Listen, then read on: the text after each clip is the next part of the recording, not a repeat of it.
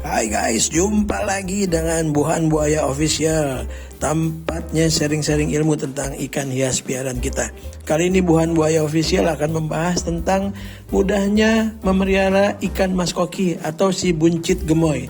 Nah, saat ini para penghobi ikan hias, terutama ikan hias mas koki, banyak sekali dipusingkan dan direpotkan tentang banyaknya ikan mas koki yang meninggal atau meninggoy.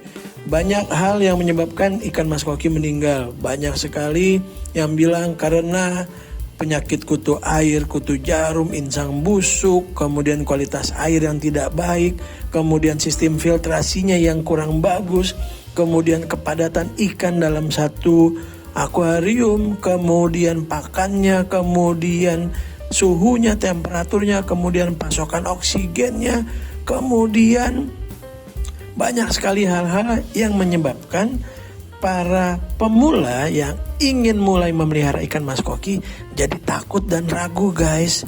Karena banyak sekali persyaratannya guys.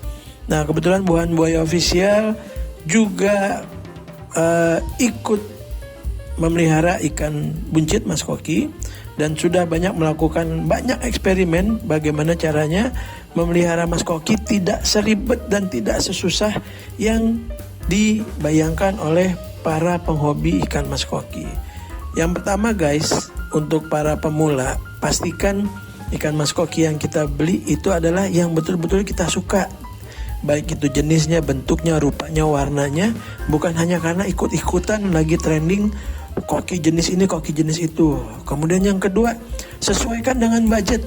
Apabila memang budget kita masih adanya hanya untuk ikan mas koki pasar, ya sudah, jangan dipaksakan untuk yang fancy, karena nanti dengan sendirinya kita akan stres karena mencari uangnya dari mana untuk membeli ikan fancy mas koki yang sangat mahal.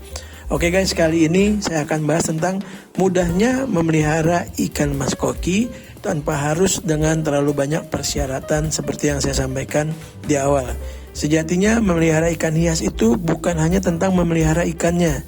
Intinya adalah memelihara bagaimana airnya bisa tetap bening, jernih, dan kurang dari tingkat amoniaknya. Nah, untuk di video kali ini adalah video akuarium punya Buhan Buaya. Size-nya panjang 60, tinggi 30, lebar 35. Terbilang kecil, tapi isinya adalah 13 ekor, 10 ekor rancu dan 3 ekor oranda. Nah, masing-masing dari mas koki tersebut ukurannya berkisar 7 sampai 9 cm. Kalau secara harfiah itu akan dibilang, wah akuariumnya terlalu kecil, tanknya terlalu kecil, kasihan nanti ikannya bisa mati. Nah, Buhan Buaya sudah mencoba akuarium ini kurang lebih selama 1 bulan. Dan alhamdulillah ikannya semua sehat, segar seperti yang terlihat di video. Kemudian yang kedua, tidak boleh ada pasir di akuariumnya. Tidak boleh ada ornamen-ornamen lain, karena akan menyebabkan kotorannya mengendap dan menyebabkan bom amoniak. Itu betul guys. Tapi karena Buhan Buaya penasaran, maka Buhan Buaya coba. Nah, alhamdulillah sudah 1 bulan ini saya melihara dengan pasmal merah, kemudian dengan ornamen tengkorak, kemudian ada tanaman-tanamannya. Alhamdulillah sampai sekarang bom amoniaknya tidak ada, kemudian airnya tetap bening, jernih, dan ikannya sehat-sehat semua. Kemudian Buhan Buaya juga melakukan eksperimen. Kalau orang biasanya filtrasi, sistem filtrasinya itu pakai pipa talang, ada yang double talang, ada yang single talang. Nah, di dalamnya itu isinya ada kapas, kemudian setelah kapas ada lagi kapas yang lain, kemudian setelah itu ada biobol, ada bioring, ada batu apung, ada karang jahe, kemudian ada lagi berbagai macam jenis saringan-saringan, ada pakai jala nelayan, katanya untuk biar airnya bening, jernih, dan bebas amoniak. Kemudian Buhan Buaya penasaran, masa sih harus seribet itu? Akhirnya Buhan Buaya hanya menggunakan dakron. Dakron itu adalah isinya bantal. Jadi dakron itu kapas, sejenis kapas yang dipakai untuk bantal. Nah, karena penasaran, maka Buhan Buaya belilah isinya bantal atau dakron di pasar. Harganya cukup murah, sekilo itu kurang lebih 20-25 ribu. Kemudian buahan buaya mulai menggunakan dakron tersebut. Alhamdulillah bersih, bening seperti yang terlihat di video.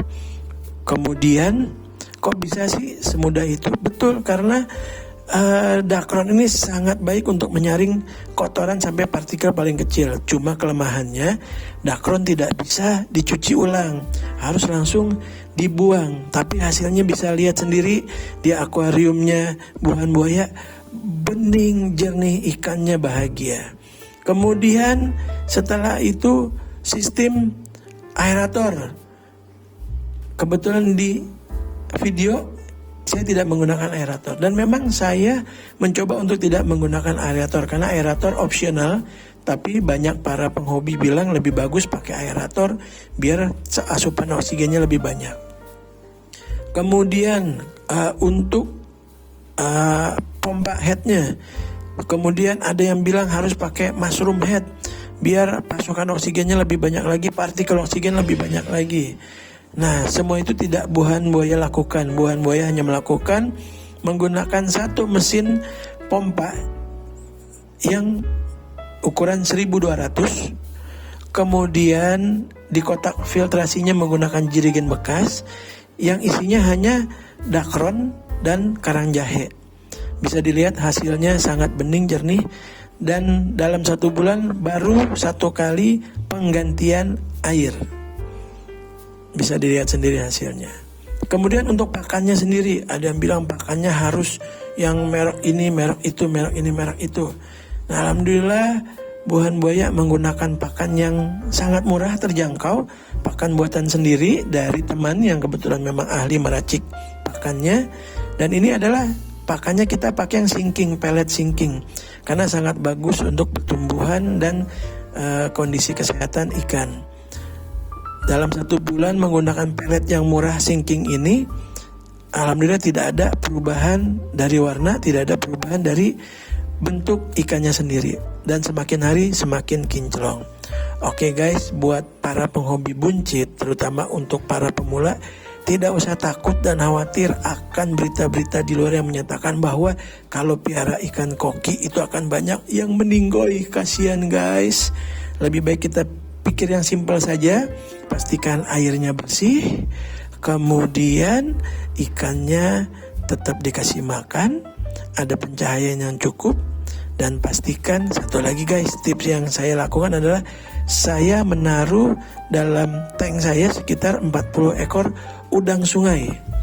Kenapa sih taruh 40 ekor udang sungai? Ini adalah salah satu cara untuk menghabiskan kotoran si buncit. Jadi si udang ini akan memakan kotoran buncit. Kalian bisa lihat semua di video itu, walaupun saya menggunakan pasmal, tapi tidak terlihat ada kotoran buncit sama sekali.